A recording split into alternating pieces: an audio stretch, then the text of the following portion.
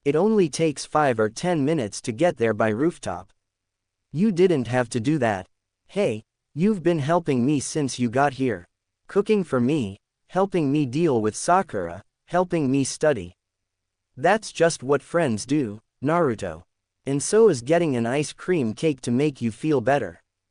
Ino frowned at him for a few seconds, but it eventually turned into a small smile. He knew just what to say to make her feel better. She grabbed her fork and dug into the cake, deciding to drown her sorrows in the sweet embrace of cake and ice cream. Standing in the Hokage's office, Naruto found himself on the receiving end of a rare, proud smile from the Godime.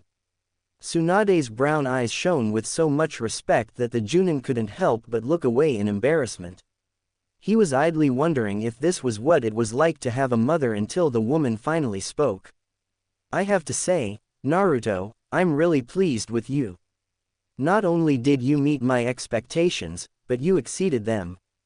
You legitimately passed this test even though I only gave you a week to prepare for it.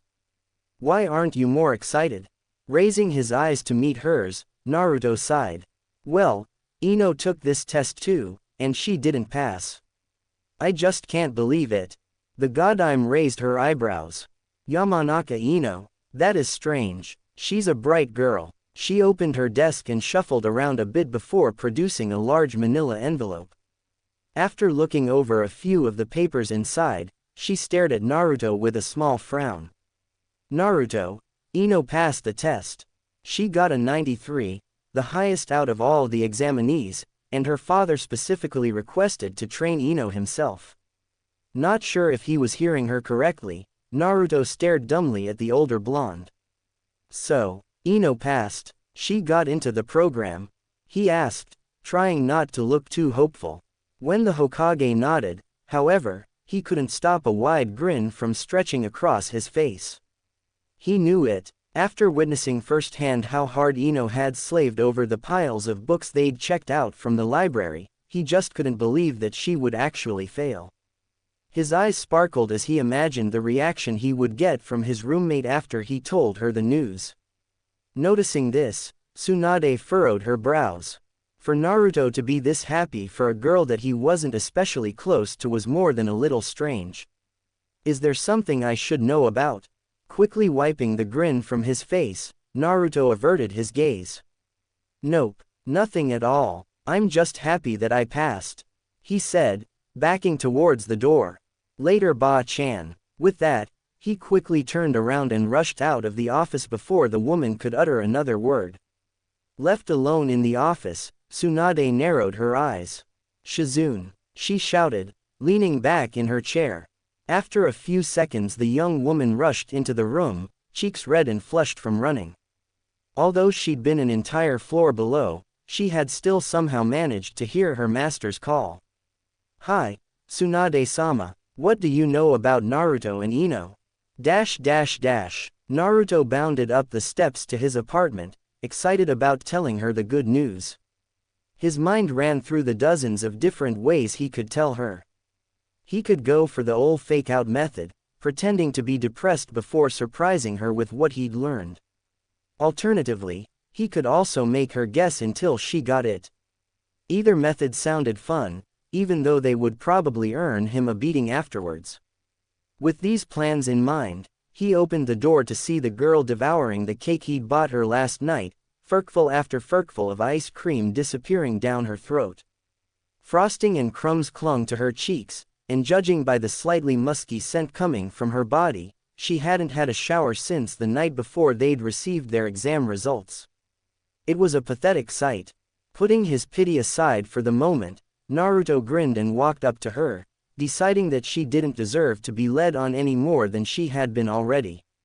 Ino, great news. Shooting him a bored glance, Ino mumbled through a mouthful of sugar. You brought me another cake. The blonde shook his head, mile-wide grin still on his face. Sensing that he had something legitimately important to tell her, Ino perked up a bit, swallowing the large amount of food left in her mouth. What? I just talked to the Hokage. She looked over the test results, and it turns out you passed with a 93. A small silence followed his declaration, and slowly putting her fork down on the table, Ino leveled him with a glare. Naruto, if you're with me, I swear. I'm serious. You passed. Before he knew what was happening, Ino was hugging him tightly, pressing her sticky cheek against his. She was practically vibrating with excitement, and he had to grab onto her waist to keep them both from toppling over. She screamed and shouted at the top of her lungs, eyes bright and happy for the first time in 24 hours. When she suddenly burst into tears, however, Naruto quickly began to panic. "What? Why are you crying now?" he exclaimed, alarm evident on his face. "Idiot, it's because I'm happy. I can't help it, okay." Realizing that he still had his arms around her waist, he quickly let her go and cleared his throat, averting his eyes as he did so. "That's great, but I didn't tell you the other news." Ino shot him a puzzled look, not so subtly urging him to continue. "Well, since you got the highest score and all, your dad wants to train you himself. At least that's what Ba-chan said." "My dad wants to, what? But why?" After a couple of seconds, her face fell into realization. "He's trying to protect me. He's going to give me stupid, mindless tasks instead of actually teaching me anything." Naruto nodded his head, all excitement gone from his face. "That's what I thought, too. That asshole. I don't believe this. After all that asshole." Naruto frowned at the crestfallen expression on her face, feeling a small amount of anger begin to creep into his heart. "Then just turn the offer down."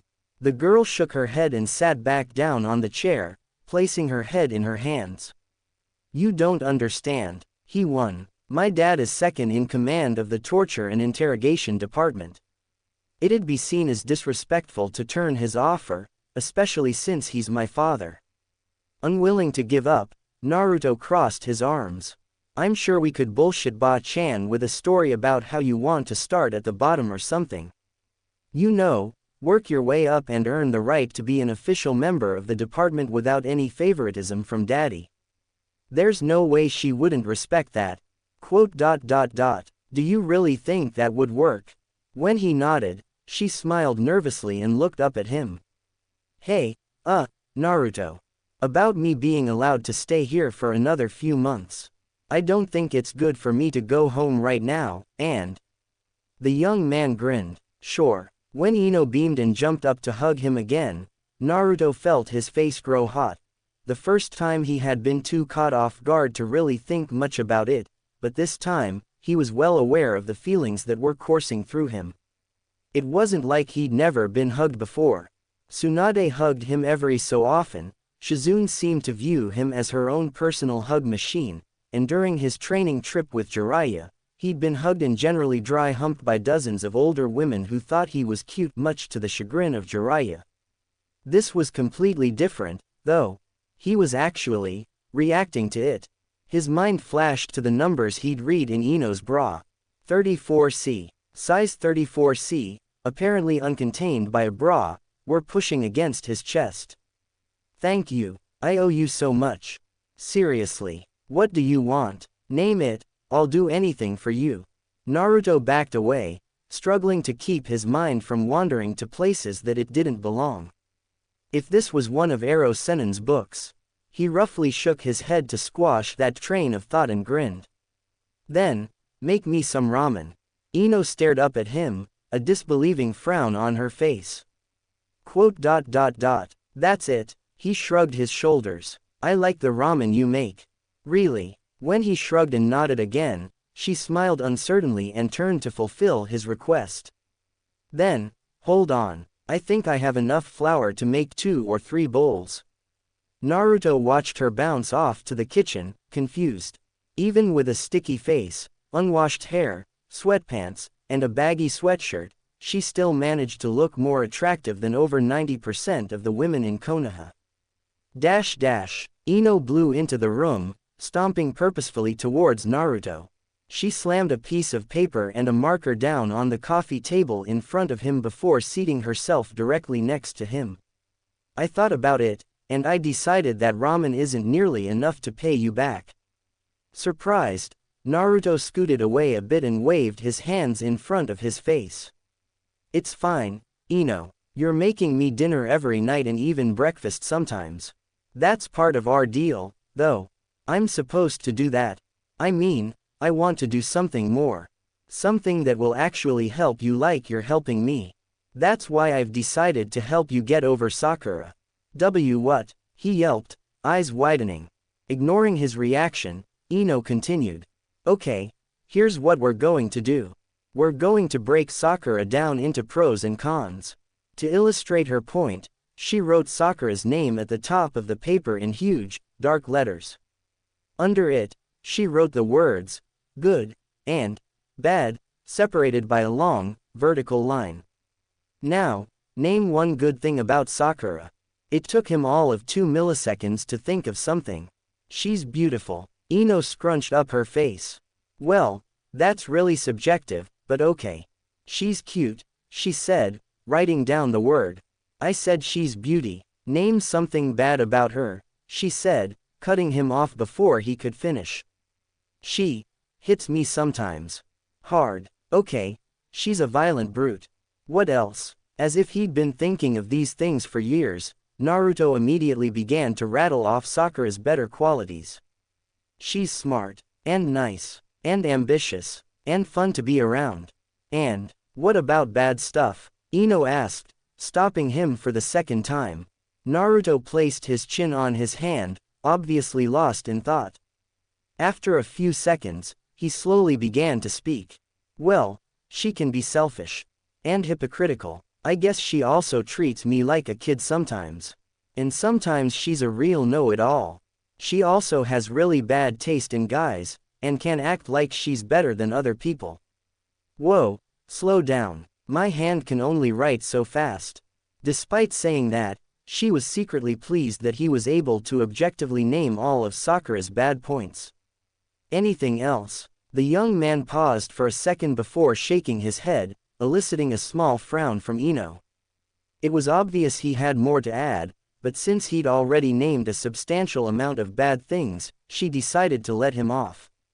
"Now look over this list.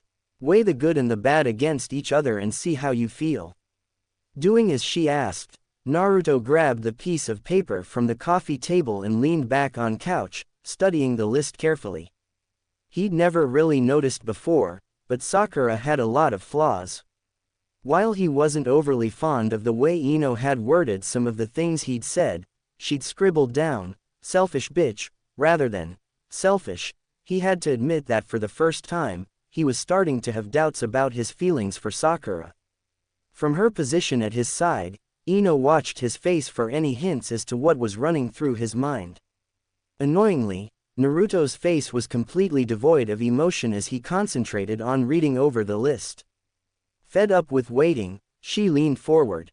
"So, did it help? Are you over her?" As if he'd just noticed she was there, he stared blankly at her before shaking his head. "Not really. I feel the same way about her," he lied. "Well, can't say I didn't try," Ino sighed, standing and stretching her arms. "Since I'm going to be staying here for a couple more months, I was thinking I should get myself a futon. It's getting uncomfortable sleeping in just a sleeping bag." "Sure. Go ahead." Pouting at how easily he'd brushed off her invitation, she decided to be bold and ask him straight out. "Will you come with me?" Feeling a little embarrassed when he turned his curious blue eyes on hers, she awkwardly shrugged her shoulders. Shopping alone is boring. Surprised that she'd actually want to be seen with him in public, he slowly nodded his head. "Okay. Yeah. Just let me throw on some pants and we'll go." Immediately, Ino's eyes dropped to see that he was, indeed, wearing only a pair of boxers. Her face heating up slightly, she turned towards the door.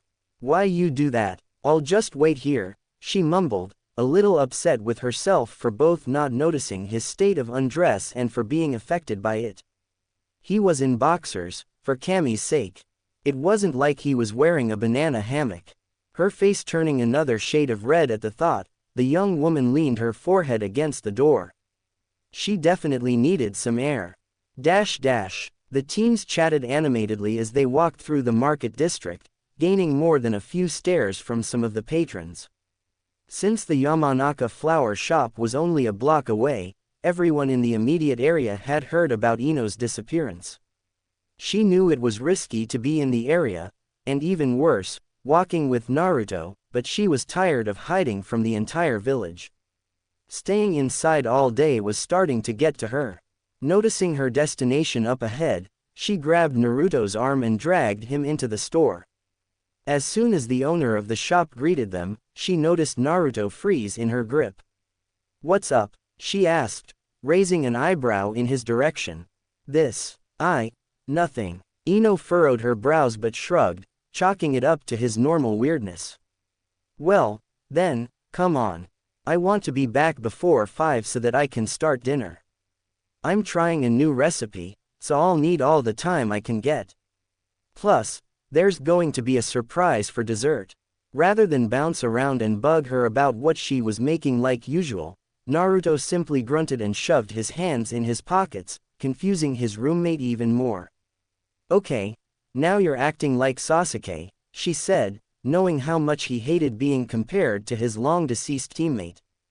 Unfortunately, her words barely registered with the taller blonde. "Let's just grab a futon and go." Ino blinked. Now she knew something was up. Still, if he wasn't going to tell her, there wasn't much she could do about it short of hopping into his mind, something she wasn't too keen on doing given that he still had the 9 tails sealed into his belly. Instead, she led him down the aisles to where the bedding was located. She looked over the prices, and after a few minutes, she managed to find 2 ridiculously cheap ones shoved in the back. They were a little dusty, but other than that, they were in perfect shape. She turned and held the futons up to Naruto with a smile. "Which one do you like?" Without even looking at them, Naruto answered. "Does it matter?" Instantly, Ino's face dropped into a frown. "What the hell is your problem?" "Nothing. Just pick one and let's go." She studied his face for a few seconds before slowly nodding her head and throwing one of them back onto the shelf. The one she'd picked looked soft, fluffy, and most importantly, was the cheapest. She led him up the counter and smiled at the older man working the register. "Just this, please," she said, reaching for her wallet. "Uzumaki Naruto, out buying bedding with your girlfriend?" the man teased, leaning on the counter. "We have some king-sized futons if you'd rather have a look at those." Without batting an eyelash, Naruto replied, "We're not going out." Ino winced slightly at how bluntly he'd denied it. His tone of voice left no room for argument, and while she certainly didn't view him as a romantic prospect, it still kind of annoyed her that he hadn't even hesitated with his answer. As if not noticing Naruto's tone, the man continued. "Shame. This kid's gonna be big in a few years. Grab him while you can." Ignoring the glares of both teenagers, he looked at the tag on the futon before whistling and speaking again. "Wow, this is a damn old item. I'm surprised it was still back there. Tell you what, how about a 30% discount? I need to get rid of this thing before my reputation goes down for having old stock." Ecstatic, Ino's face broke out into a wide smile. "Really? Thanks, Naruto," thanked the man. "I'm not the one buying it." Ino frowned again, noticing his steadily declining mood. She'd have to talk to him when they got out of earshot of anyone else. She paid for the futon and thanked the clerk before leading him outside. As soon as she was sure they couldn't be heard by the man inside, Ino placed her hands on her hips, shopping bag dangling from her fingertips. "What was up with that? He gave us a discount and you barely thanked him." Annoyingly, Naruto ignored her question and kept walking. Stomping her foot, Ino marched up behind him and yelled at his back. "Naruto." Deciding to shut her up once and for all, he sighed loudly and began to speak. "When I was 6, I started living on my own. I was excited about getting to shop by myself for the first time and came here to get bedding.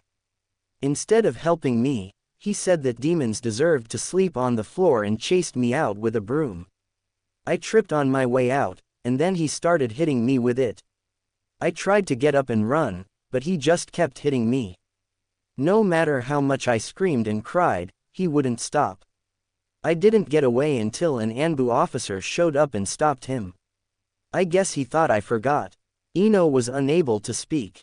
She'd heard about how hard he'd had it from Sakura, but for that bastard to pretend that he'd never wronged Naruto was unforgivable. When he turned around to face her with moist eyes, the Yamanaka felt her heart crumble. God, she wanted to hug him. Instead, she simply stared back into his eyes with as remorseful of an expression as she could manage. I'm sorry. Giving her a smile, Naruto replied. Don't be. They walked for a few more seconds in silence, neither of them knowing what to say. Suddenly, Ino stopped in the middle of the street, her mouth tightened into an angry thin line. You know what? I'm taking this back. Him and his discount. I'm not going to support a bastard like that. Naruto groaned inwardly. Ino, that was a long time ago. He's probably forgotten all about it. Let's just go. No. She turned on her heel and stomped back into the store. A few seconds later, he heard her yelling at the man, using words he'd only heard in some of the slummier places Jiraiya had dragged him to over the years. To say he was shocked by the action would be an understatement. She was actually willing to give up a ridiculous discount on an already dirt-cheap item to defend him. She stomped out of the store a couple of minutes later, a handful of cash in her hand and a vicious scowl on her face. Come on, I know another place that sells futons. Without even thinking about it, she grabbed his hand and led him down the street, swear words slipping from her lips every few seconds as she verbally berated the old man for being such a bigoted asshole. Naruto felt a slow smile creep onto his face. She didn't know it yet, but at that moment, Ino had managed to work herself into the ranks of his precious people. Ino stared at her reflection in the mirror, turning her head every which way to make sure that she looked every bit as good as the current unofficial, sexiest teen kunoichi of the year, should. Reasonably pleased with her face and hair, she smirked and shot herself a wink. She couldn't wait. Starting today, she'd finally be able to step foot into the prison and her training with the torture and interrogation department would officially begin. Glancing at the clock resting on the dresser, that she'd picked up for cheap at a yard sale, Ino quickly made her way to the kitchen to begin preparing for the day.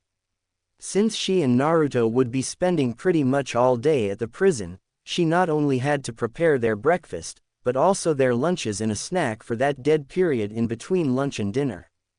Based on what she'd learned from current interrogation squad members, they wouldn't have much time to rest, let alone go out to buy something to eat, and the food in the prison cafeteria was both horrible and horribly overpriced. It was important that she make something that would be both filling and give them a lot of stamina. She opened the refrigerator and reached for the 2 packs of eel she'd picked up the day before. While unagi wasn't cheap, it was loaded in protein, calcium, and vitamins A and E. It was rumored to provide mass amounts of stamina, and it also promoted healthy brain function. Not to mention it was ridiculously tender and delicious when cooked correctly. A small smile came to her face as she realized what she was doing. The way she was planning her meals based on their nutrition level almost made her seem like a housewife. Wincing slightly, Ino squashed this train of thought. If she was a housewife, then that would make Naruto her husband. Even though they'd become almost like best friends over the short 2 months that they'd been living together, picturing him as anything more than a friend, let alone her husband, wasn't something she'd ever be ready for. Ino shook her head and moved to start cooking the rice, deciding that they'd be having unagi rice bowls, also known as unadon, for breakfast, and unagi sushi for lunch. She admittedly wasn't so great at making sushi, but reasoning that it was a special day, it was worth trying. Humming happily to herself, she carefully rolled the tamagoyaki until it resembled the desired shape, pleased that everything was actually going well for once. Though Naruto didn't know it given his limited experience with real food, she often up on the dishes she was trying to make. She had a really bad habit of undercooking the vegetables, and more often than not, the tamagoyaki she made was overcooked. It was a wonder that neither of them had gotten sick yet. She glanced over all of the dishes one final time to make sure that she hadn't forgotten anything, and pleased that everything seemed perfect and ready, she began to move the dishes to the dining table. Hopefully Naruto liked the taste of eel, as that was basically all they were eating that day. Just as she finished setting the last bowl down, Naruto emerged from his bedroom, groggy and bleary-eyed. Without so much as a glance in her direction, he pulled out his chair and plopped down, reaching for his chopsticks and staring down at the large amount of food resting before him. "Good morning," Ino chirped, shooting him her brightest smile as she mimicked his actions. A little surprised by her exuberant greeting, Naruto could only manage a small grunt in reply. With a mumbled, "Itadakimasu," the blonde dug in, going for the strange brown meat first as he'd never seen it before. Feeling a little trepidation, he lifted it to his mouth and took a bite. To his amazement, the strange brown meat actually tasted good. It was sweet, but it also contained a slight bitterness that perfectly balanced out the taste.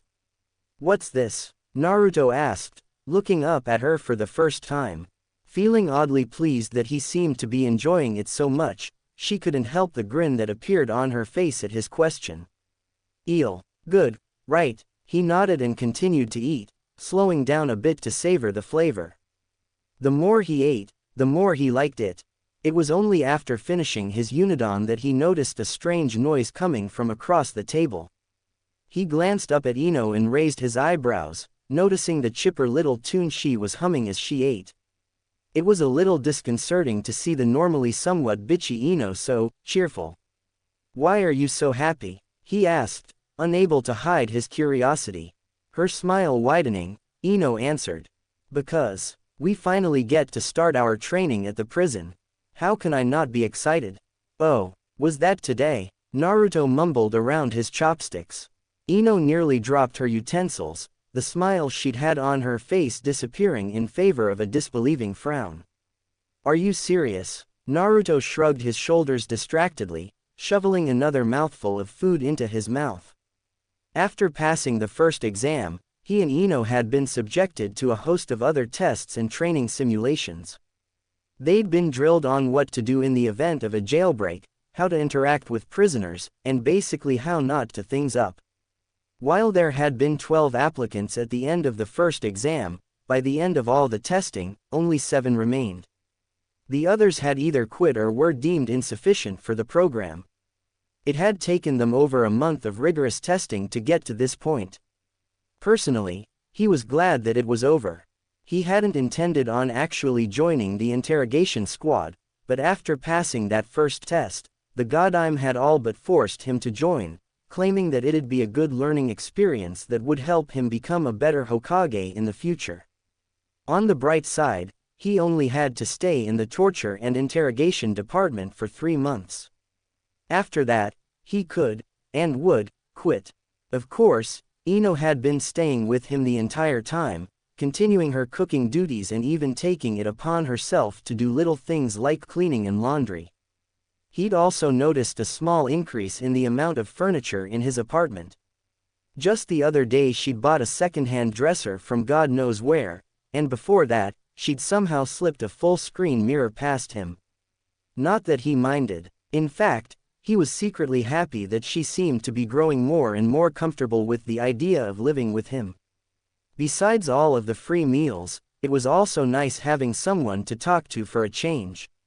Considering the fact that they used to hate each other back in the academy, Naruto found it amazing that they were getting along so well.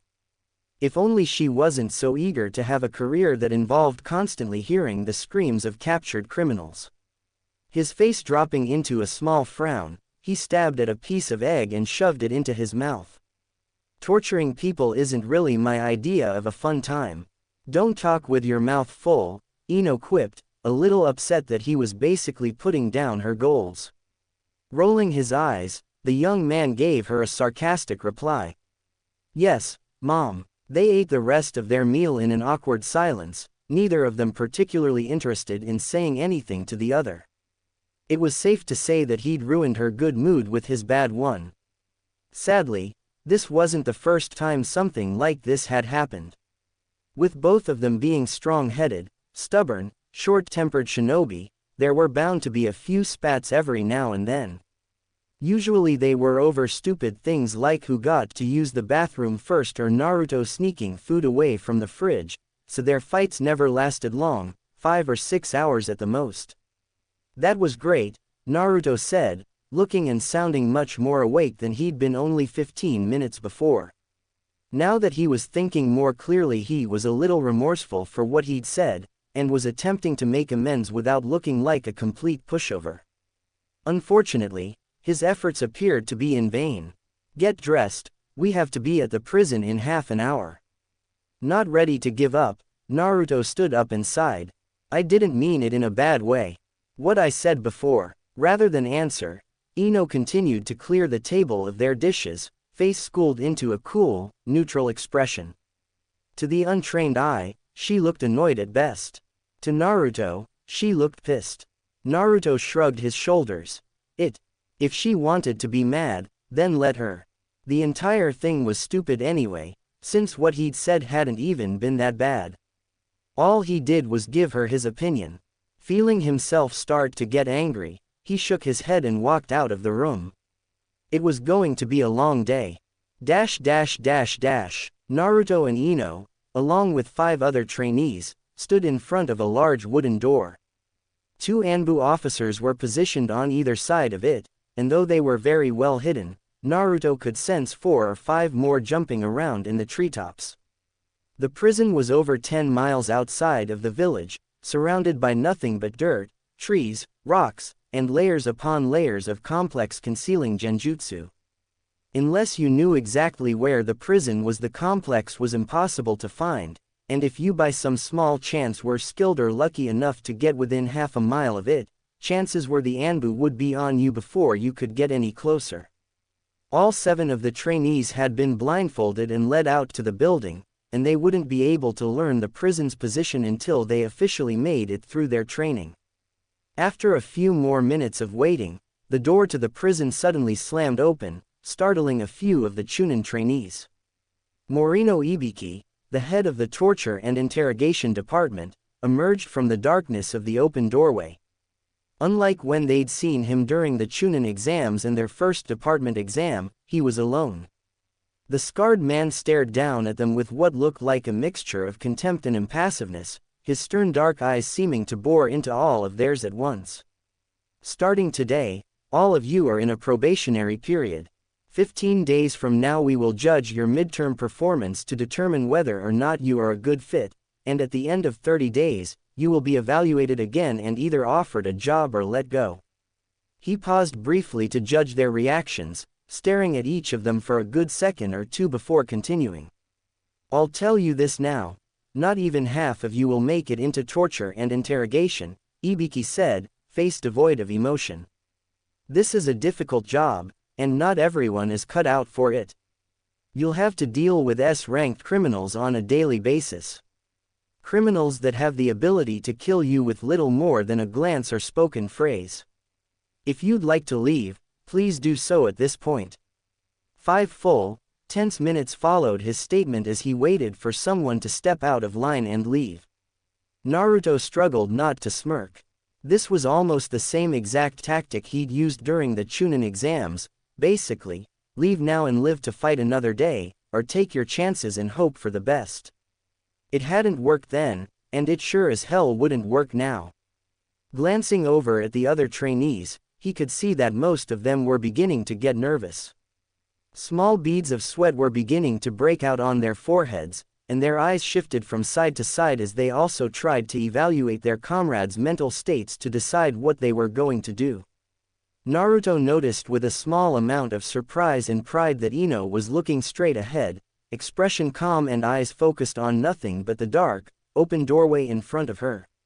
She didn't look nervous in the least, though that wasn't too much of a surprise considering that she was a Junin and had gone through much tougher shit than the Chunin standing next to them. Finally, when no one moved, the scarred man turned towards the large steel door of the torture and interrogation department and knocked on it a few times before uttering a low phrase that none of them managed to catch. Almost instantly, the door swung open, revealing nothing but darkness. "Follow me," he commanded, already out of sight. The trainees awkwardly stood around, none of them willing to take the first step. Taking a deep breath, Ino stepped forward into the darkness. She'd worked too damn hard and gone through too much shit to let a little thing like darkness stop her from achieving her goals. The others soon followed, and surprisingly, the opposite side of the darkness wasn't black at all. "A genjutsu," Naruto muttered, slightly annoyed that he'd been taken in by such an obvious scare tactic. It wasn't even that scary considering Ibiki himself had walked through the door first. "All of you followed. Good," Ibiki praised, standing next to a broad-shouldered blonde man.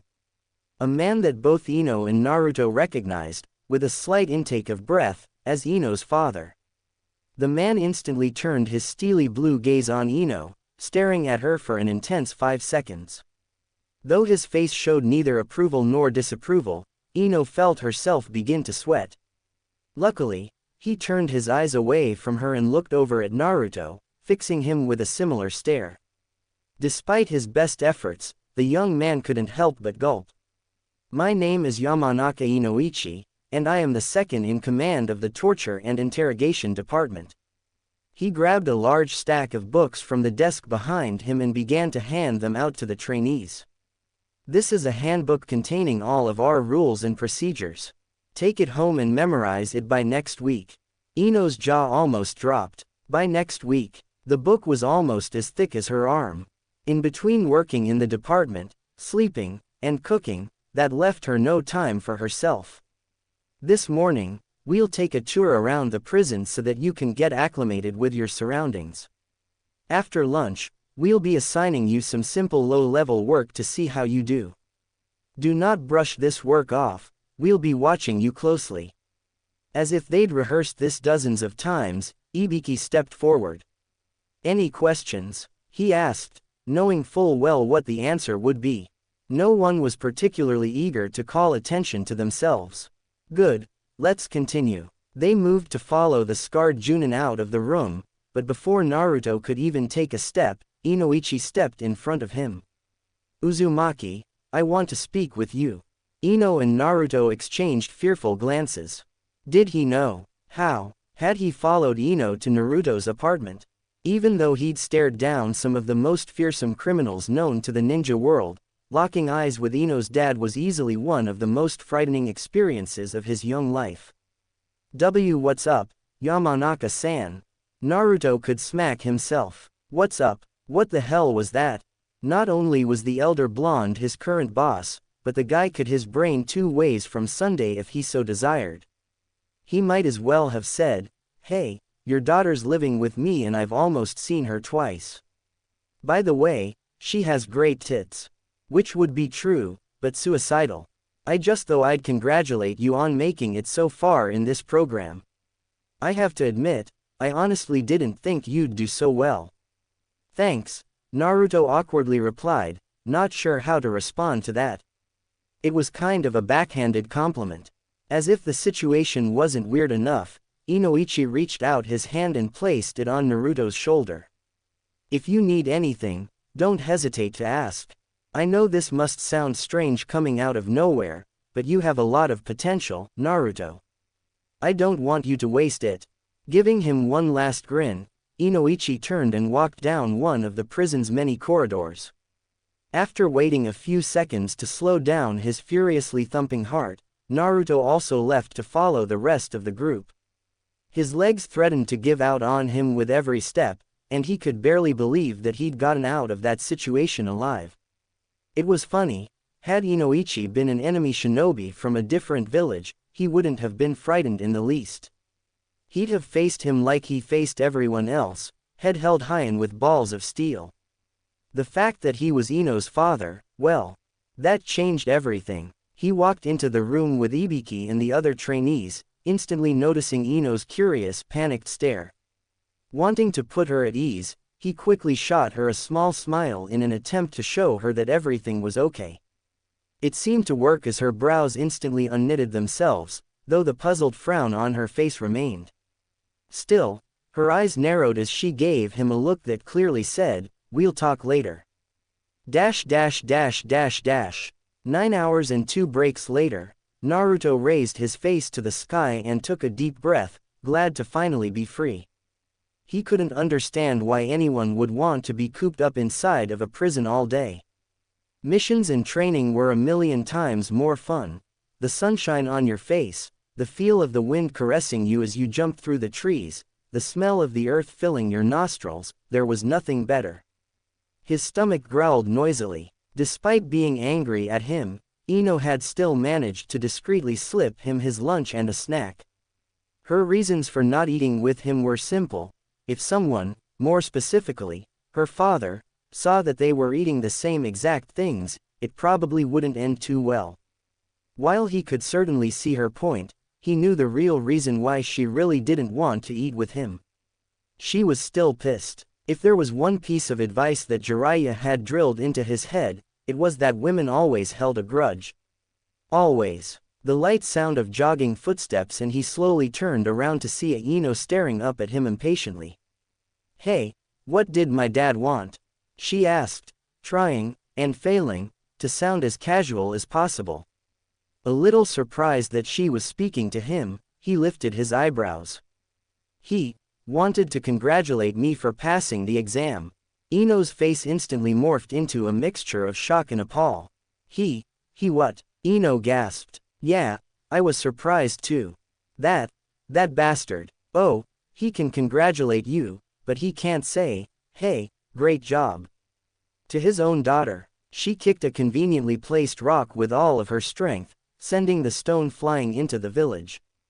Naruto hoped that whoever was in the path of it would be quick enough to get out of the way. "What's so special about you? Hey, don't get mad at me. I didn't ask your dad to praise me." Ino sighed and rubbed a hand over her face.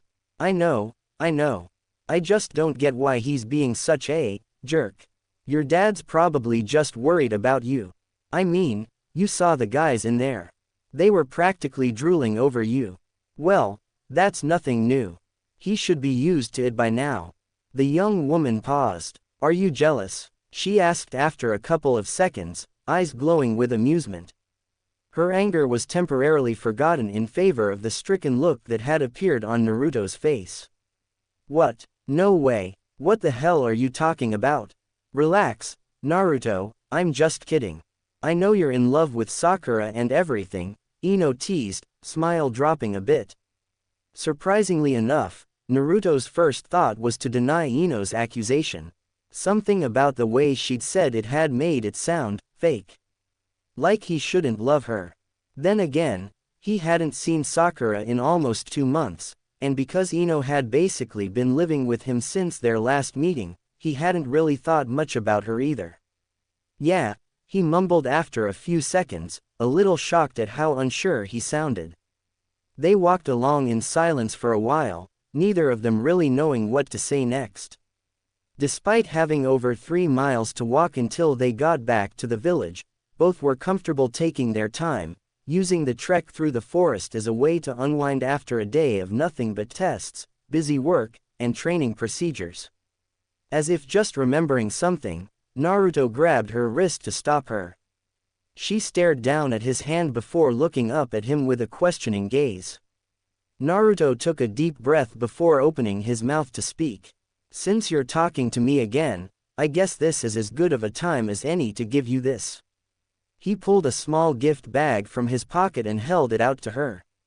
Ino gawked at the gift in disbelief, eyes widening with surprise. When he'd said he was going to give her something, she had half expected him to pull out a kunai and stab her through the heart. "What is it?" she asked, looking up at him with a suspicious glare. "It's for you. Open it." Still in a mild state of shock, she gingerly grabbed the package and stared at it. "But why? I thought we were fighting."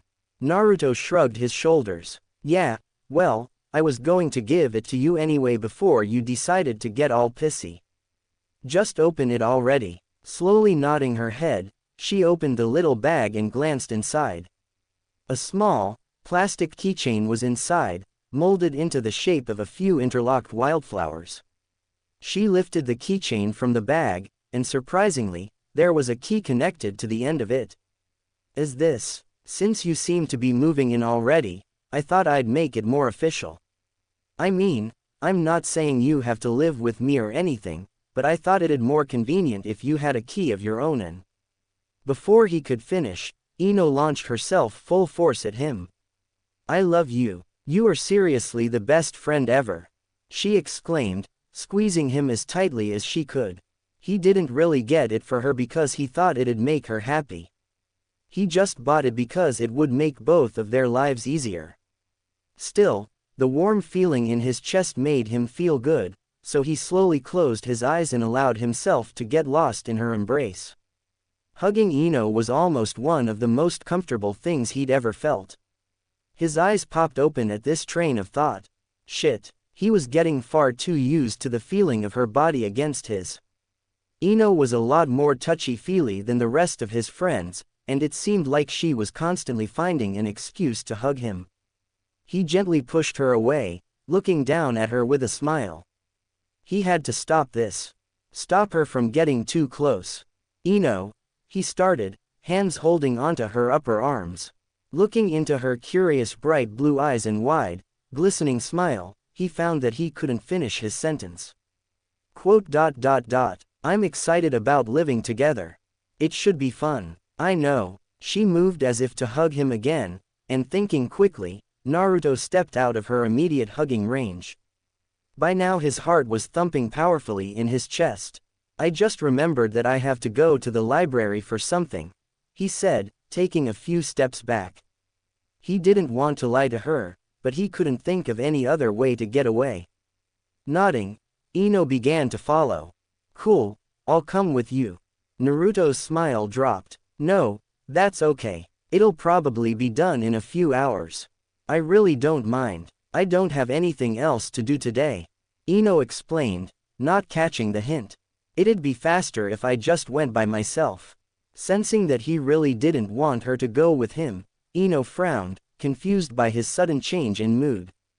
Oh, okay. Well, okay. I'll be home around dinner time. 8, right? He asked, relieved that she was giving up. Yeah, 8. Shooting her a small, uneasy grin, Naruto jogged ahead to get to town faster. Ino stared after him, her expression darkening. Something was wrong. She racked her brain for a reason, but she honestly couldn't understand what had freaked him out so much. It couldn't have been the hug since he never seemed to mind them much before, and she'd pretty much agreed to officially move in with him. What the hell was his problem? The woman let loose a frustrated sigh. Naruto was a mystery. This fact was nothing new of course, and she probably thought about it at least once a day, but even after 2 months she hadn't been able to figure out anything substantial about him. She kicked another stone and sent it flying, hoping that whoever was in its path was too slow to get out of the way. He didn't know what to think. What to do. He wasn't stupid enough to believe that Ino liked him as anything more than a friend, though. Almost every guy in Konoha, and even a few women, wanted her. He walked aimlessly for a while, killing time and allowing his heart to relax a bit before he had to return home. Unfortunately he'd wandered a little too close to the hospital, and before he could run, Sakura emerged from the large building. She stared at him disbelief, eyes bright and wide. Hey, Naruto, she called, jogging up to him with a wide smile. Naruto blanched. All of the emotions he'd felt that first night came rushing back, swirling around in his brain until he felt sick. He swallowed his anger as she approached, somehow managing to piece together a neutral smile. I haven't seen you in months. What have you been up to? I heard you passed the test for the torture and interrogation department. Congratulations. We should grab something to celebrate and catch up, she said, completely oblivious to the shakiness of his smile and the subtle twitching of his shoulders. Getting a grip on his feelings, Naruto forced himself to speak. I just ate, he lied, avoiding her smiling gaze. Well, we should still go somewhere to talk. You've seriously been like a ghost these past couple of months. Everyone is always saying that I just missed you, so I was wondering if you were avoiding me. Did you get yourself a girlfriend? She joked, leaning forward to nudge his arm. The blonde almost sneered. Of course she was always just missing him. He could sense her chakra from a mile away, and if she was within even a quarter of a mile of him, he would quickly run in the other direction. It had worked up to this point, but since he'd had other things on his mind, he wasn't exactly thinking about Sakura. Feeling annoyed by her patronizing tone, Naruto snapped. What? Do you think I couldn't? Do you think I'm too stupid for anyone to ever fall in love with me? Taken aback by his outburst, Sakura glanced around to make sure no one was watching before addressing him again. Luckily, there were only 2 or 3 people on the street, and they were way too far away to hear their conversation. Naruto, I don't have time for this. For you. I'm busy. Okay. Stepping around her, Naruto moved to head back home. He'd much rather deal with Ino and her ambiguous actions than Sakura. She quickly caught up to him and slammed her hand onto his shoulder, using her inhuman strength to turn him around. You're not going anywhere until you tell me what the hell is going on with you. Is it something I did? Something I said? If you'd just talk to me. Naruto began to feel himself zone out as she spoke. He loved the way her pink lips shined and crinkled with each syllable, and he couldn't help but lick his own lips at the way her green eyes shined with unshed tears as she tried to understand him. Before he knew what he was doing, he suddenly leaned down and pressed his lips against hers, cutting her off before she could finish her sentence. Sakura's eyes opened wide in surprise, and immediately after, she slapped him painfully across the face. They stared at each other, both shocked by what she'd done. Naruto, what? Why sigh? He asked, voice shaky as he struggled to keep himself together. The pain in his heart greatly outweighed the stinging pain in his cheek. Her eyes lowered to the ground. I like him, he's good to me, and he likes me, too. Sai doesn't like you, Naruto yelled, drawing attention from some passers-by. He's Sai, he doesn't feel anything, and good to you. What about all of the things I've done for you? I know, and I appreciate them, but we're only friends. I just don't feel that way about you. Without another word, Naruto turned around and walked away. Wait, Naruto, Sakura started, jumping to catch him. Feeling his anger spike, the blonde reeled on her. You know, I hope you don't regret picking Sai over me. Have fun living with the fact that you made the wrong decision. Although he was angry, Naruto winced. His statement had been completely unnecessary and had only served to make himself look like the immature brat she still thought he was. Just as quickly as his guilt had arrived, it left. Her. He'd spent almost 10 years of his life trying to get Sakura to notice him, but this was it. He knew he wasn't that great, but he was 1,000 levels above Sai. Ignoring the pointing and whispering of the nearby villagers, Naruto smoothly walked away with his head held as high as he could manage. Practically stomping up the steps to his apartment, Naruto pushed his key into the lock and slammed the door open. He pulled off his jacket and threw it, not caring in the least where it landed. Surprised by his sudden entrance, Ino almost jumped up from the couch, the book she was reading falling to the floor. Naruto, you're back early. I just started dinner, so it'll be another 45 minutes. When she noticed the look on his face, she quickly strode across the room to comfort him. Hey, are you okay? What's wrong? Letting loose a frustrated sigh, Naruto turned his glare on Ino. What is with everyone thinking that there's something wrong with me? Do I really look that pathetic? You're not pathetic, Naruto, I'm just worried about you. You left in such a hurry before, so I was wondering what had happened. Naruto felt his anger begin to dissipate as he saw the concern in her eyes. At least someone gave a shit about him. He knew it was suicide, and he knew that it was incredibly stupid, but he couldn't help himself. Cupping her cheek in one hand, he jammed his lips against hers. Unlike his experience with Sakura, though, Ino didn't slap him. She stood still for a couple of seconds as if she was trying to process what he was doing, but once she figured it out, she leaned further into him, deepening the kiss. Her hands instantly snaked around his back, and her hips pressed lightly against his. The fragrance of her soap was driving him crazy, making him more aggressive with each passing moment. It also didn't help that she had changed from her regular shinobi gear and was only wearing a pair of shorts and a small, thin t-shirt. After a few seconds of kissing, it became obvious to Naruto that he didn't know what the hell he was doing and that she did. She'd grabbed his hands and placed them on her waist, basically telling him where she wanted him to go. Her own arms slid up to wrap around his neck, bringing his face down closer to hers. Every now and then her tongue would brush against his lips, sending sharp, electric sparks down his spine. Feeling his neck begin to tire from having to bend down, Naruto picked her up and walked her over to the dining table. He set her down on the edge and grabbed her bare thighs to hold her in place. The books that had been resting there were shoved haphazardly to the floor, making a thumping noise as they bounced off of the hardwood surface. He was so focused on kissing her that he barely noticed her hands sliding up the front of his shirt to touch his chest, nor her legs crossing behind his lower back to pull him closer.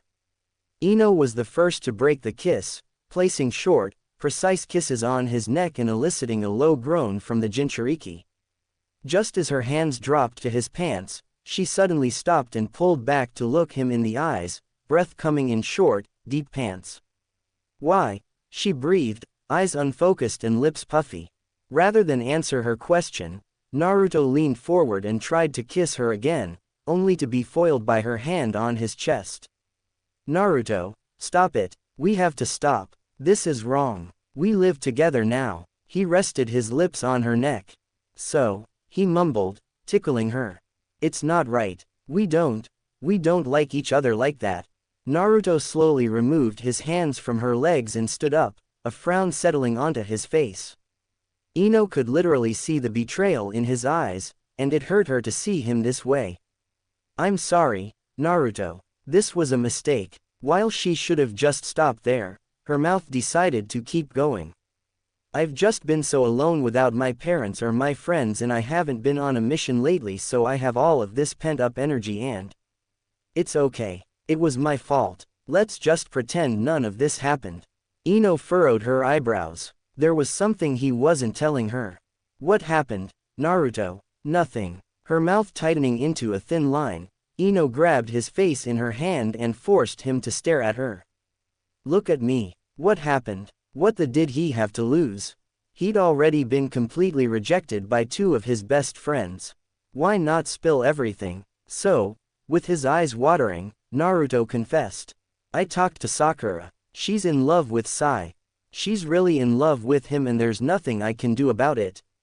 Rather than say anything, Ino wrapped her arms around his head and pulled it into her chest. She felt his body tremble as he struggled to hold in his emotions. It was a losing battle, however, and a drop of water splashed onto her bare thigh. As soon as he realized that he was crying, Naruto quickly slipped out of her grip and turned away, wiping at his eyes with the sleeve of his jacket. God, he was weak. He sniffled loudly and walked towards his room. "I'm going to sleep. You don't have to make dinner or anything." She started to stop him, but at the last moment, she changed her mind. Leaving him alone was probably the best thing she could do for him at this moment, even if it killed her to do so. She placed her fingertips on her lips, the memory of their brief make-out session still fresh in her mind. While she knew that it was wrong, and she knew that this was only a one-time thing, she couldn't help but wonder what it would be like to kiss him again. Ino sat at her large wooden desk, eyes glued to the page of a particularly thick and old-looking book. She was trying her best to read it, but for the life of her, she couldn't concentrate on what the words were saying. Not that it wasn't interesting. There were a surprisingly large number of ways to break a man, and nearly every one of them seemed to be more interesting and vicious than the last. Anko had recommended it to her as light reading, leading the blonde to wonder what the hell heavy reading for the snake Junin was.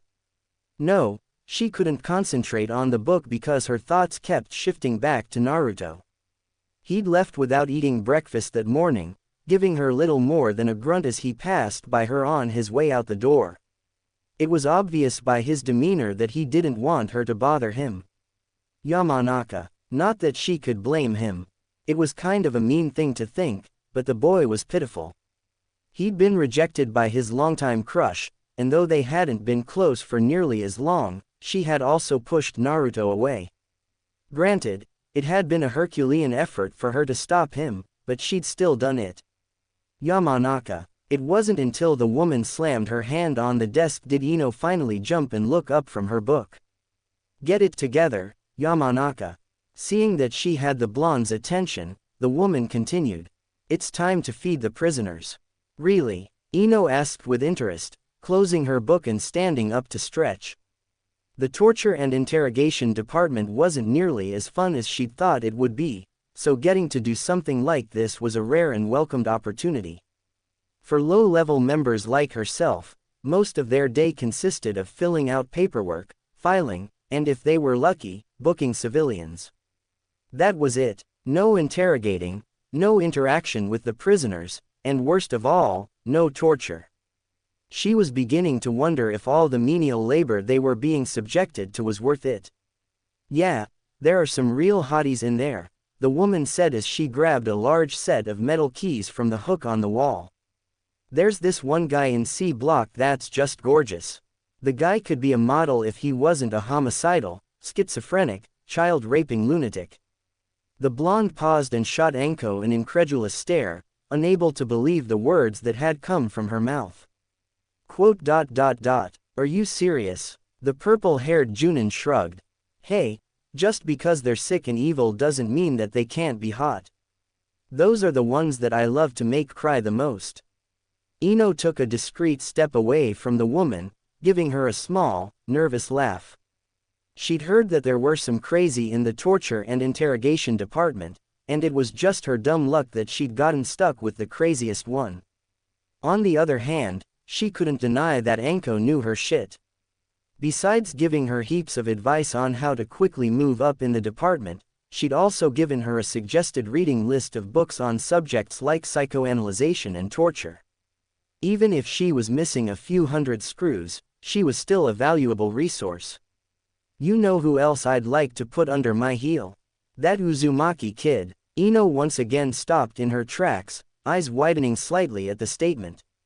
It took her a few seconds, but she was eventually able to speak. Naruto. Yeah, he's just my type, Anko grinned, a wide, crazed smile appearing on her face. Cute, innocent, and bullheaded. How long do you think it'd take me to break him? 1 hour. 2. The woman was practically salivating at the thought of getting a few hours alone with Naruto, and to be frank, it pissed Ino off. It was one thing to want to break a prisoner. It was another to want to torture her friend. Don't touch him, Ino hissed, surprising herself with the intensity of her anger. She could almost taste the venom on her tongue as she spoke. Noticing this, Anko turned around and fixed the blonde with a curious stare. Why not? Though her tone was light, her eyes carried an unmistakably dangerous look. It was almost as if she was daring Ino to say something out of place, and realizing what would happen if she continued mouthing off, the Yamanaka swallowed her anger and decided to choose her words carefully. He's a friend. Remember the Rookie 9? Almost instantly, the scary look in Anko's eyes disappeared. Yeah, I remember that.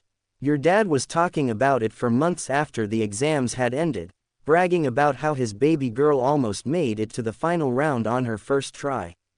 So Uzumaki was part of the Rookie 9 too, huh? As if suddenly remembering something, the Junin snapped her fingers and pointed at Ino. That's right, he was one of Kakashi's kids. That gives me even more reason to M with him. I'm serious, the teenager frowned, feeling like she was getting nowhere. Leave him alone. Don't be such a stiff, Yamanaka. You're just as anal as your dad. I am not. I'm nothing like him. Well, when other guys so much as mention your name he freaks out. You should have seen what happened to the last prisoner who mentioned that he wanted to stick his up your. Anko paused and rubbed her chin, eyes rolling towards the ceiling in thought. Actually, What the hell ever happened to that guy? Ignoring this disturbing new piece of information, Ino persisted. Do you promise not to touch him? Naruto, I mean. The woman fixed the girl with an even stare, boring her light brown eyes into the blonde's cornflower blue ones. After a couple of seconds, she shrugged nonchalantly and turned around, a tiny smirk appearing on her face. Fine, whatever. There are plenty of other toys in here to keep me occupied. I'll leave your boyfriend alone. Ino started to deny that he was her boyfriend, but changed her mind at the last second. As long as Anko was going to leave him alone, she could think whatever she wanted. They walked into the prison cafeteria where the normal prisoners were already sitting down for lunch. All of the guys in this area were either civilians or genin-level shinobi with their chakra coils blocked, so they were of little to no threat to the two kunoichi. No one was willing to take on two junins who had the ability to both mentally and physically them up. Anko led Ino to the back of the room where 15 or so trays sat waiting for them. These are the lunches we serve to the guys in maximum security. Here, she picked up the stack and shoved them into the blonde's arms, effectively cutting off her line of sight. Let's go. With Ino stumbling along behind her, the older Junin backtracked through the cafeteria until they reached the maximum security cells. These guys were Junin level or above, and even with their chakra coils blocked, they were considered highly dangerous. She stopped in front of the first cell and turned to her temporary apprentice. Okay, basic rundown. Lift the hatch and slide the tray underneath it. Do not let your hands get anywhere near the door. Unless you're me, that is. Shooting Ino a conspiratorial wink, she lifted the hatch and slid the tray inside the door, deliberately letting her hand get a little too close to the opening. Almost instantly, the large, grubby hand of the prisoner shot out of the opening to grab her, only to be impaled by Anko's kunai. Ino winced at the horrified scream the man let loose. Are you allowed to do that? She asked. Anko shrugged. I can do whatever the hell I want. I'm the guard, they're the prisoner. Still, the girl was unconvinced. What if the wound gets infected and he gets sick? He'll be taking up hospital resources if we have to treat him later. You should let me take a look at that now while it's still fresh. The woman seemed to consider this for a few seconds, and realizing that the teenager was right, rolled her eyes and kicked the metal door. Hey, shitface, if you want to be healed, stick your hand out again. Oh, but if you try anything, I'll take the whole thing off. The other side of the door was silent except for the man's heavy pants, but after a few short seconds, he tentatively stuck the damaged appendage through the small slit in the door. Ino instantly fell to her knees and began to heal the wound, hands glowing with the skills she'd learned from Tsunade. After a few seconds of this, the hole gradually began to close and stitch together until there was nothing but a large, pink scar left. See, all it takes is a little creative intimidation to get men to do what you want. Remember that, Yamanaka. Ino resisted the urge to reply with something snide inside. Getting on Anko's bad side probably wasn't a good idea. Right. An hour after feeding the prisoners, Ino went to the prison break room to grab her own lunch. Unsurprisingly, Naruto wasn't there. She glanced in the fridge to see that the food she'd made that morning was still sitting in the back of the icebox wrapped in a couple of nondescript handkerchiefs. She wasn't too worried about any of the other trainees stealing their food. She'd placed a hasty genjutsu on their lunches, making it so that if anyone opened the box, they'd see and smell nothing but rotten rice and spoiled eggs. It wouldn't fool any of the more experienced members of the department, but they usually went out for lunch anyway. Grabbing their bento boxes, she spared her fellow trainees a small smile and wave and strode out of the room, intent on finding Naruto before their hour lunch break was up. Trying to recall things Sakura had said about Naruto, Ino walked to the front door of the compound, and immediately after getting outside, she took to the trees. If she remembered correctly, he liked high places, more specifically, the top of the fourth Hokage's head. Since that was way too far from the torture and interrogation department, she decided to look for someplace a bit closer. She applied some chakra to her feet and ran up the tallest tree she could find. She shielded her eyes and looked around, and spotting a ridiculously tall rocky hill in the distance, Ino grinned. Bingo! She hopped down from the tree and began to jog towards where she assumed her friend to be, food held carefully in her left hand. It only took a few minutes for her to reach the hill, and smiling wider as she picked out the small orange speck resting on top of it. Taking a small breath, the blonde smoothly hopped her way to the top until she was standing right behind him. "Hey, I've got your lunch," she said, holding out one of the boxes towards him with a small amount of triumph. Naruto, not quite meeting her eyes, turned in her direction. "Thanks," he mumbled, reluctantly taking the large wrapped box from her. He set it down on the rock next to him without so much as a second glance at it. "You should go somewhere else. Don't want your dad seeing us eating the same thing. Anko says he's on a mission until tomorrow.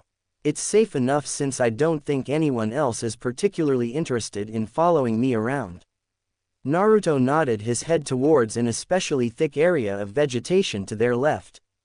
"There are 2 Anbu officers watching us right now. People talk. I'll take my chances," Ino shrugged, not bothering to see if he was telling the truth or not. Before he could say anything else, she brushed the dirt off of the rock next to him and sat down, shoulder bumping into his. "So, listen, we get our first week's pay today, and I was thinking that we could go out and get something to eat to celebrate. Nothing fancy, but no ramen either. There's this great restaurant near. I actually have a mission this weekend," he said, cutting her off. "It starts a couple hours after I finish here, and I need to get my things together." She couldn't hide the disappointed frown that appeared on her face if she tried. She'd spent all morning thinking of some excuse to get him to go out with her, and he'd shot it down with what seemed like little remorse. "Oh, with Shika?" she asked, remembering her teammate mentioning that he had a mission today. "Yeah, where?" "A megacure." Ino frowned. It wasn't terribly long ago that AIM had started rebuilding, and though it was way better now than it was when Pain ruled the village, there were still a fair amount of crazies milling around who believed that their god would rise from the dead and return one day. On any given day a person could see one of the crazies walking around with a sign that said, "Pain-sama is coming." Or, "The world is ending. Are you ready?" It was actually kind of pathetic. "What do you have to do?" she asked, eyebrows furrowing slightly with worry. Rather than answer, Naruto shrugged his shoulders. He was tired of talking to her. It wasn't that he was upset with her, on the contrary. He was embarrassed. It was obvious that she was pitying him. She handled him as if he were a china doll, as if he would break if she did or said the wrong thing. It was almost frustrating how nice she was being to him after everything that had happened. After everything he didn't deserve her smile. Standing up, he handed her the untouched bento and began to walk down the hill. "I'm gonna go try to get ahead on some work." Ino grit her teeth. At first, she tried to be understanding. She could see why he'd feel a little awkward around her, and as such, she'd been extra careful not to bring up anything even remotely related to what had happened. However, things were getting a little out of hand. She turned around with an exasperated sigh, uneaten food dangling from her fingertips. "Stop being this way, Naruto. So we made out a bit, big deal. I still consider us friends," she yelled at his back. The young man paused for a few seconds as if mulling her words over, but just as suddenly as he'd stopped, he continued to walk again. She threw his lunch at the back of his head, frowning when it hit the ground well before it even got close to him. Dash dash dash dash dash. The hot water from the old shower head streamed down onto her hair, causing her long, wet bangs to fall into her eyes. Naruto was out on his mission, so she could take as long as she wanted to without having to worry about saving him any hot water. This was a rare chance for her, and she fully intended to make the most of it. She stepped out of the shower and dried herself off, taking the chance to admire her body in the mirror. She frowned at a few of the scars she'd gotten from some of her more intense battles, and she reached for the scar cream she'd bought to help them fade faster.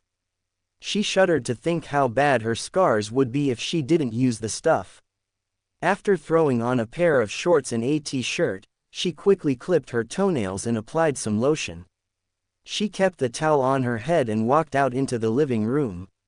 She plopped down on the couch with a loud grunt, glad to finally be resting after a hard week at the interrogation department. She had takeout that she'd picked up on the way home, a comfortable pair of sweats, and a good book, not a bad way to spend a Friday night. Ino propped her feet up on the arm of the chair in an attempt to get more comfortable. Since she had the place to herself, she could pretty much do whatever the hell she wanted, whenever the hell she wanted, and however the hell she wanted to. It was kind of like having her own apartment.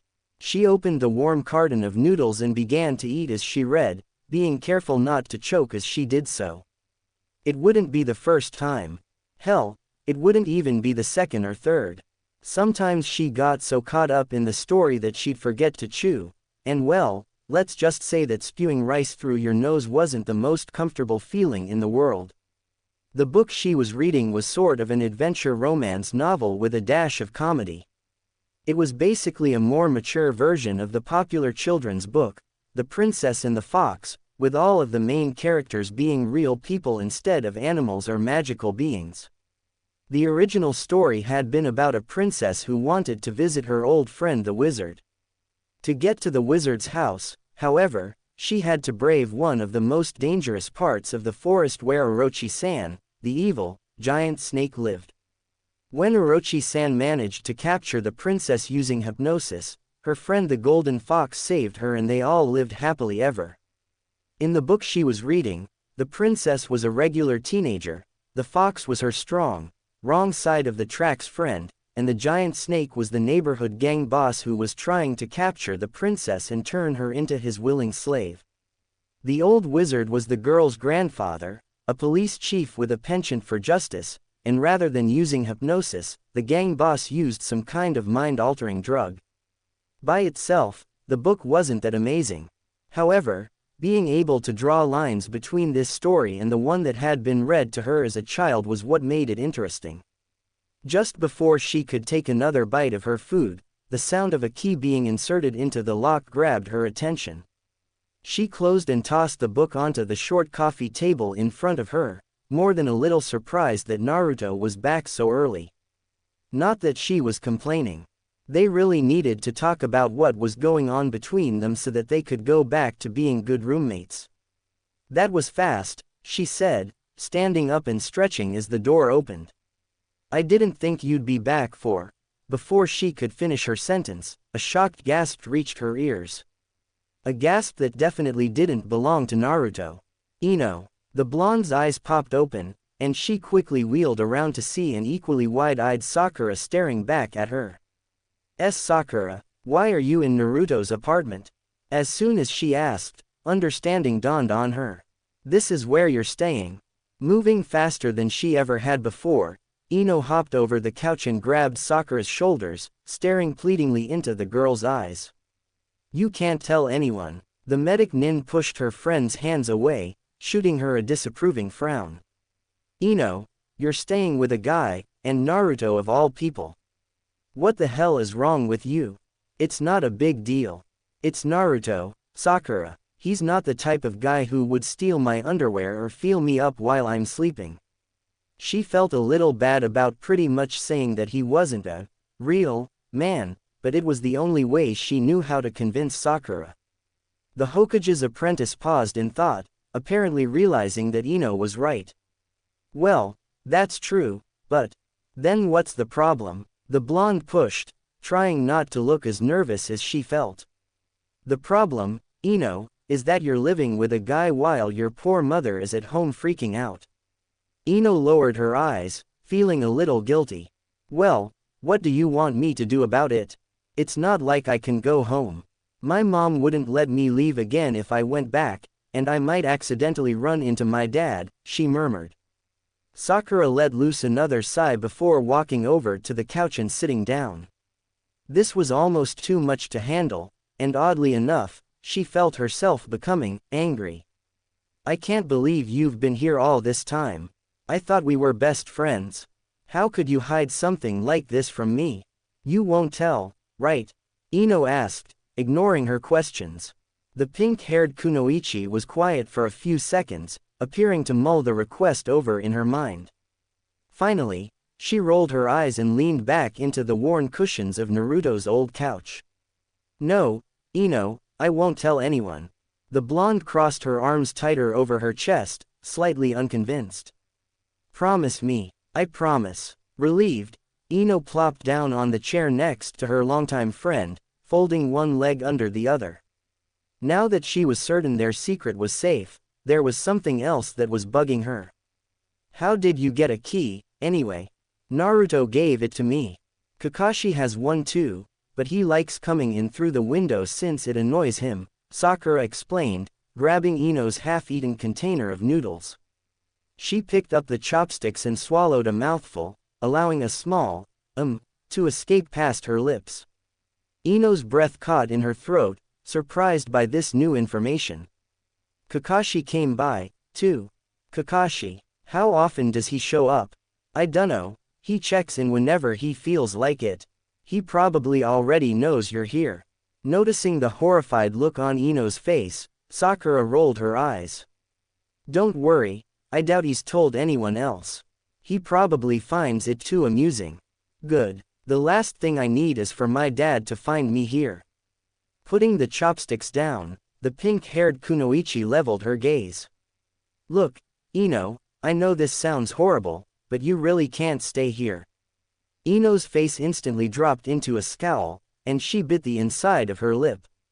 Hard. What the M? Where the hell did she get off telling her what she could and couldn't do? This was Naruto's apartment, and she had no say whatsoever in who could or couldn't live in it. You're right, it does sound horrible. Just hear me out, okay? Satisfied that Ino was looking at her, albeit with unhidden hostility, she continued. I know you find Naruto to be a nice guy, but he's still a guy. And, let's face it, Ino. You're a tease. Ino winced inwardly. As much as she wanted to, she really couldn't deny it. Dozens of guys and girls alike had told her the exact same thing, and just because it was unintentional didn't make it any less true. And, she asked, already knowing what was coming next. I'm just saying that it's only a matter of time before he tries to, you know. What? Tries to what, Sakura? I don't know, try something.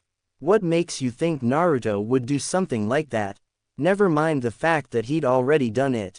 Of course, it didn't really count since he had been emotionally distraught, but even if he hadn't been, Sakura was right. It definitely would have happened eventually. Because he kissed me. Ino's anger died, instantly being replaced by shock. He what? Well, yesterday, I ran into him after my shift at the hospital and he just kissed me out of nowhere. She looked up at the blonde and tilted her head, noticing the surprised expression on her friend's face. Ino. It suddenly all made sense.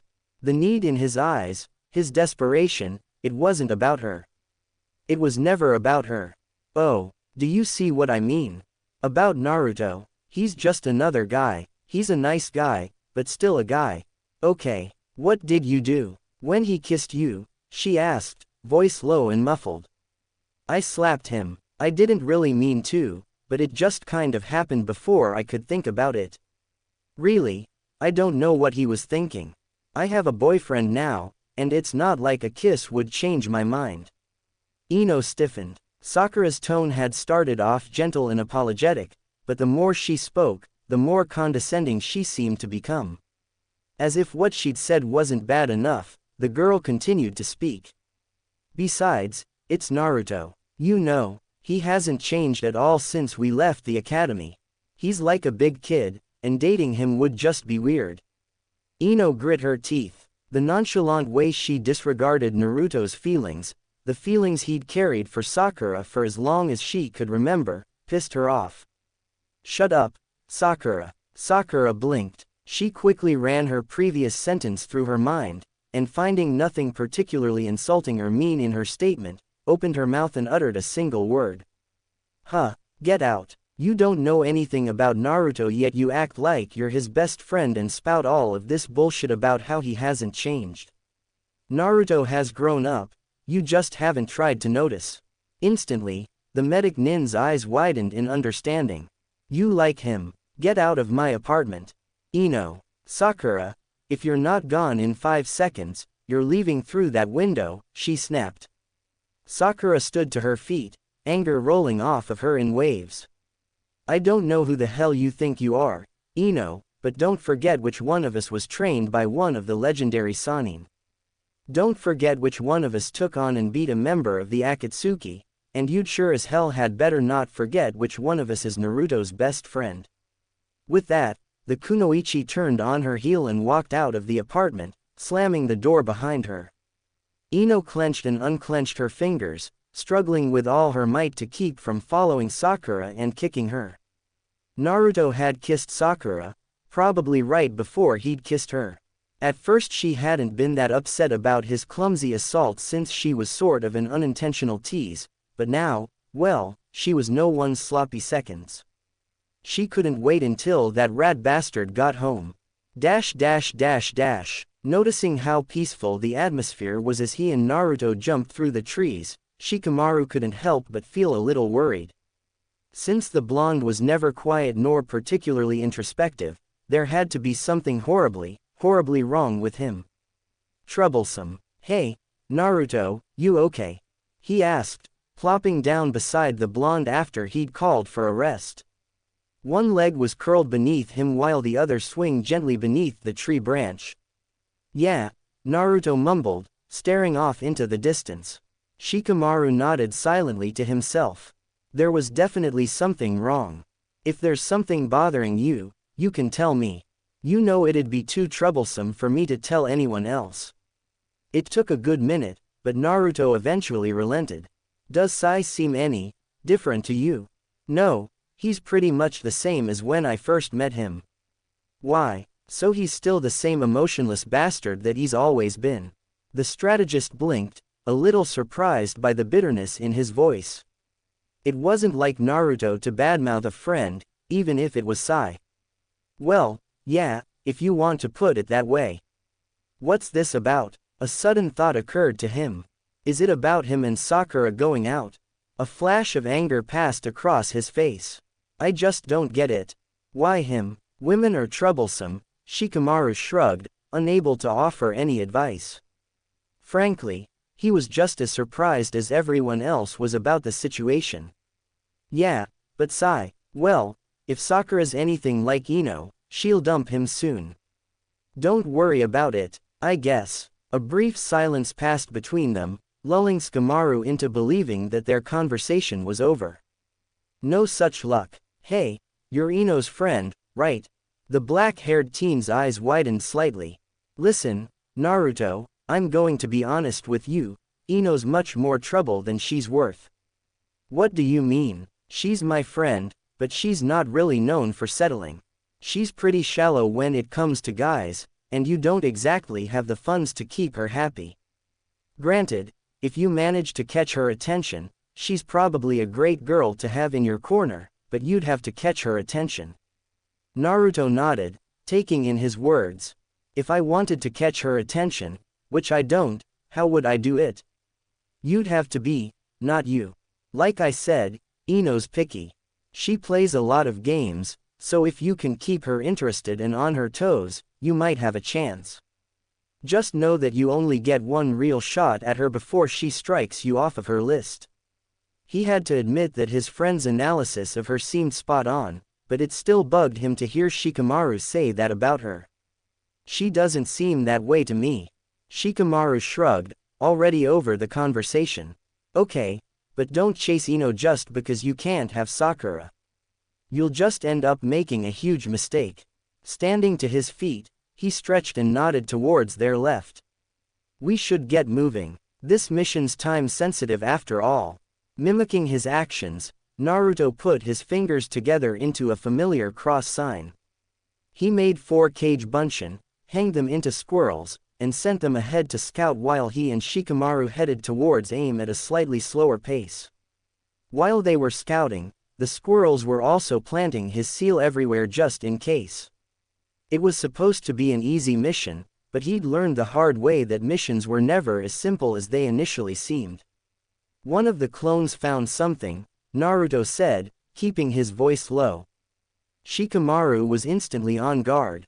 Where? West. There's a team from AIM. He also spotted the Yamanaka from before. Shit, he mumbled, eyebrows furrowing. We'll have to be careful. They made a beeline for the team, practically doubling their speed. Naruto had already sent his clones in and had instructed one of them to allow themselves to be killed. He was instantly flooded with an overview of what was happening, and it looked like by the time they'd arrive, the battle would be largely over. He was right. They landed in the clearing to see one remaining clone and the Yamanaka squaring off, both in battle stances at least until the clone suddenly exploded into a puff of smoke. The Yamanaka raised his eyes to Naruto's and grinned. Ah, there he is. The real Uzumaki Naruto, hero of the shinobi world and wanted by girls all across the nations. It's an honor being in your presence again, he shouted, theatrically stretching his arms towards the sky. When Naruto didn't answer, he continued. I didn't know that much about you before, but after our first meeting, I did my research. You are one amazing guy. I realized that I couldn't beat you. Unless, he ducked under the kunai that Shikamaru threw and smirked. Unless, I attacked your only vulnerable point. With Naruto watching, he raised his finger and tapped it against his own head. Telling me what you're going to do before you do it. You're falling into the old evil genius cliché, Naruto said, not taking his eyes off of the man for a second. He was up to something, but he didn't know what. Oh, no, you misunderstand. I've already done it. Naruto's eyes narrowed. What did he mean? He hadn't even moved. That thing I just did. Tapping my forehead while you looked into my eyes. The blonde's eyes widened. Correct. I just completed the jutsu. Now, I just have to activate it. As the man began to make hand signs, Naruto moved to stop him. Drawing on both Kyuubi's and what small amount of natural chakra he could absorb in such a small time frame, he virtually teleported until he was standing directly in front of the Yamanaka. As if in slow motion, the man's grin widened.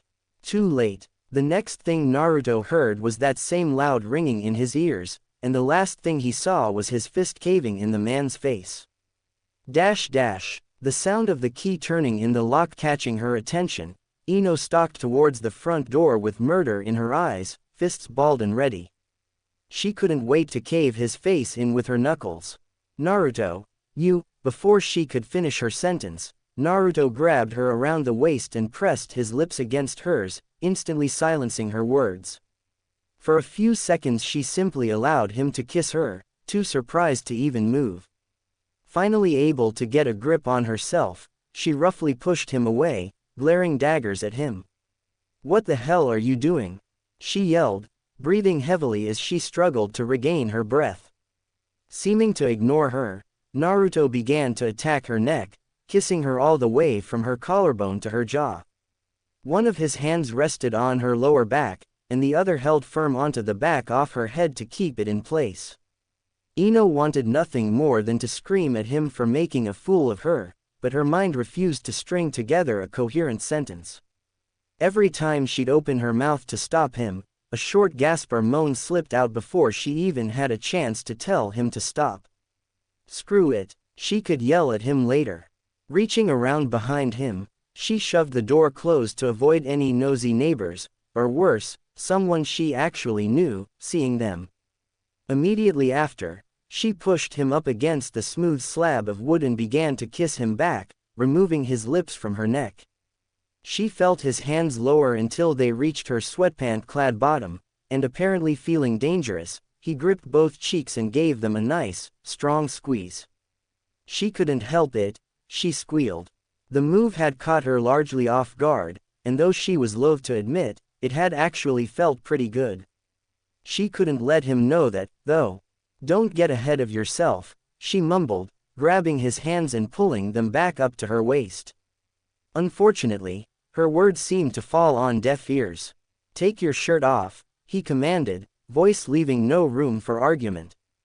Before she could even register his words, Naruto had somehow managed to slip most of her shirt over her head. By the time she realized that she was topless, he was already staring at her bare chest. She quickly crossed her arms in front of her, shielding herself from his wandering eyes. "You're beautiful, Ino." Her breath hitched in her throat. While she was busy reeling from how fast things were going, Naruto had somehow worked his way behind her. His hands slid smoothly down her toned stomach, ever so slowly beginning to creep into her pants. And it was at that moment that she woke up. Gasping for breath, Ino rolled over and turned on the lamp sitting next to her futon, instantly bathing the room in light. She took a few moments to get oriented, eyes wide and unfocused as she stared blankly at the brightly glowing light. What the hell was that? Did she really just have a wet dream about Naruto? She felt a slight tingling in her crotch. Yep, she definitely had a wet dream. Though, in retrospect, she really should have known. Like Sakura had said earlier, Naruto was a good guy. He didn't have the balls to grab her or command her to strip, and he certainly didn't know that the weakest spot on her body was her collarbone. No, this couldn't happen. There was just no way that she liked Naruto. No way in hell. It had only been one stupid kiss, and to be honest, he hadn't even been that great at it. It was probably because of that stupid romance novel she'd borrowed from the library a week or so ago, and since Naruto was the closest male to her, her brain had naturally latched onto him as the ideal male subject for her dream. Besides, there were tons of other guys to choose from.